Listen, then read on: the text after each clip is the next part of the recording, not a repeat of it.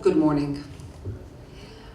I want to ask you, how many of you use the internet to compare prices, find information about hotels when you plan a trip, shop online, look for information on books? Can you raise your hands? Thank you. I want to ask you, how many of you Google before a business meeting, before a date, before when they look for information about a company? Can you raise your hands? Thank you. Almost all of you have raised your hands. I want to ask you another question, if I may. How many of you spend 1 hour a day in front of the computer?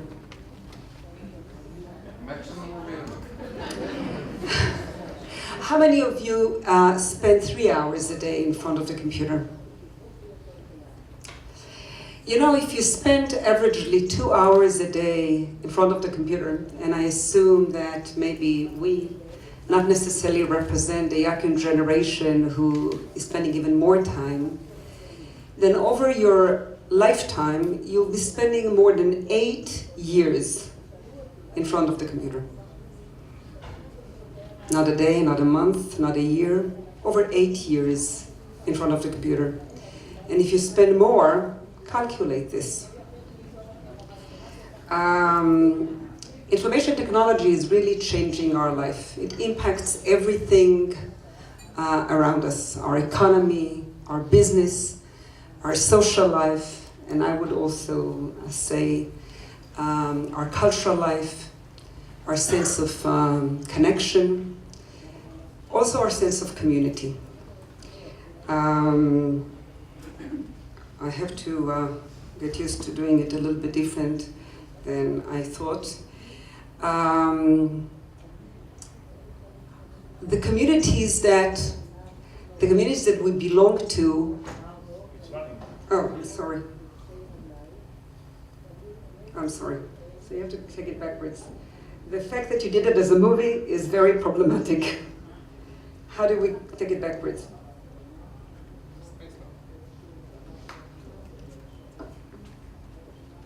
Okay.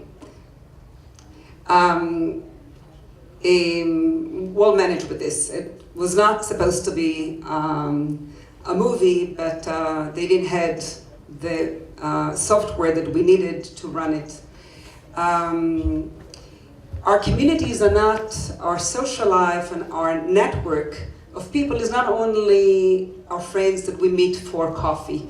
There are also the people, as Moshe rightfully said, that we connect through the different social networks. And as you see, hopefully, or you've seen quickly before it ran, there are over 300 million people that connect to each other on Facebook. There are about 60 million people that play a certain social game, and many are active in LinkedIn, in Twitter, and other places. While all this world is rapidly growing, the search for Jewish-related causes is dropping. And every year, steadily dropping. There are a few sites which really made a breakthrough. I'm happy that Yariv is here. I didn't know that he would be here. Yariv Karni, the Director General of JerusalemPost.com. This is no doubt the leading site in the Jewish world when it comes to the amount of traffic, annual traffic that they have every month. I think it's about 4.5 million unique visitors. No other Jewish site was able to attract that amount of traffic. In the field of social and community sites, Chabad is today the leading site with a little bit less than 500,000 unique visitors per month.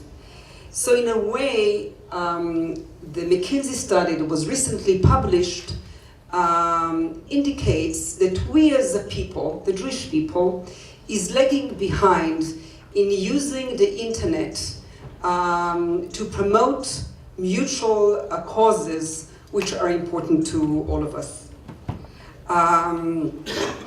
Harvard started to collect some data on online giving, and the numbers shows, you'll see them behind me in a minute, that while in 1999, not too many years ago, 10 years ago, $200 million were donated online in the United States alone. In 2007, 8 years later, $10.4 billion were donated online in the United States. That really represents a shift in generation behavior. What it really means is that, and you'll see it on the screen behind me, the light blue is people that give online, while the older generation, I don't like to relate to myself as the older generation, but while people that are a bit older do more offline donations, the younger generation works online, and you can see that the ratio of those who give online is 3, 4, 5 times higher as the people are becoming younger. It also really connects to a value or a culture, if you may, which indicates that they believe that they can make an impact with a small act. They don't have to really be big givers in order to influence social change. So what we're really speaking is a paradigm change in global philanthropy. This does not connect to the recent economic crisis, which there was much discussion about it in the last couple of days of the conference. It really indicates that a world that we were all used to, an exclusive club of big givers, which we all reached out to, is changing to become an inclusive community or marketplace that we all belong to, where each and every one of us really has the power to shape a better tomorrow that represent the younger donors, the future donors, and if you want to reach out to them, you really better be online. It also means that the civic society that we all are part of is changing in a form that if it used to be in the beginning, when it was formed, something that depended very much on government funding and support, and because of that was called NGO, non-governmental organization, because it was built close to the public. It moved over time to rely more on philanthropic money, on business community money, and as it moved, it changed its name to NPO, non-profit organization. What we see in the last few years is another change as the needs of the world grow, as there are more poor in the world and there are environmental issues we are all being challenged with, the gaps grow, violent educational challenge make us face new needs. There is a development of social businesses. Professor Muhammad Yunus, so some of you have heard the name, from Bangladesh, has formed the Garmin Bank, provided loans to poor. He started with $27. By today, he gave more than $7 billion, received a Nobel Prize for something that, that is a social business. That has created an entire marketplace of initiatives in different communities that addresses this long tail, addresses this micro-philanthropist, understanding that maybe each and every one of them can give a small amount, but together they have a major weight. I'm not going to go to each and every one of those remarkable initiatives Just Giving, which you see the logo, one of them was formed by web people, young, creative, entrepreneurship, young computer wizards. 6-7 years ago, by now, they've raised more than 550 million pounds from 8 or 9 million donations all over the world. As you all know, this is probably the time to mention presidents. Obama understood it and did the same thing in his campaign. 70% of his campaign came from over 8 million donations with an average gift of $80.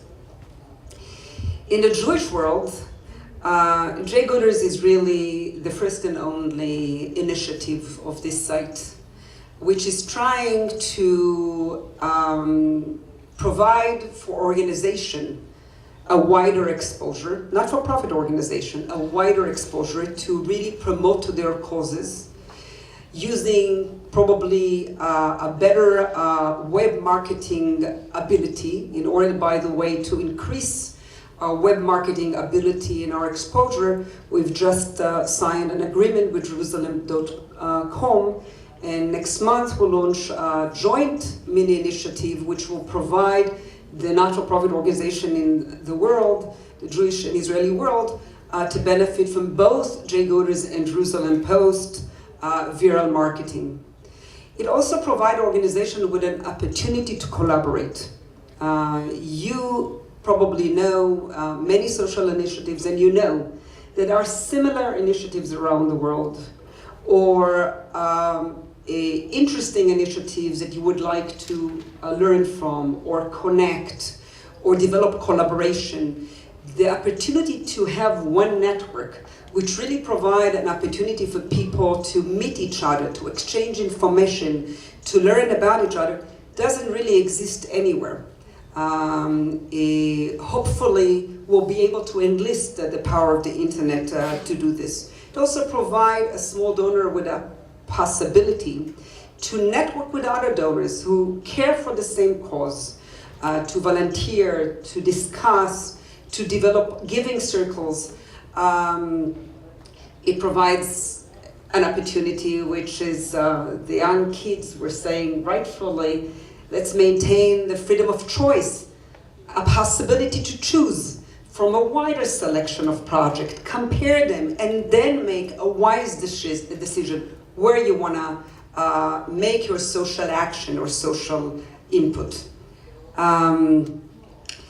We, like everybody else, of course, use blogging, and Twitter and Facebook and everything else which is available to bring the world of our social causes, our civic society really, because in our belief, the civic society is really where we all meet. This is really where we exercise our peoplehood. We connect. This is the opportunity for us to share knowledge and experience, to connect our values of arvut adadit, of caring for each other by volunteering and donating. This is an opportunity to connect the young generation to our past and future. This is an opportunity to develop collaboration. In my mind, really, the web can be a threat, definitely.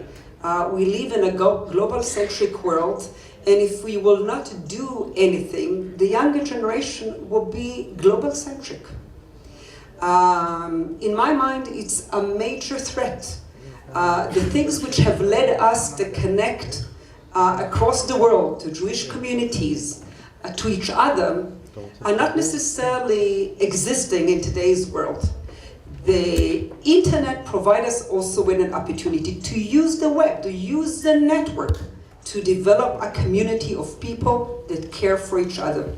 And in a way, for me, it's really our safety net to secure our future. Thank you very much.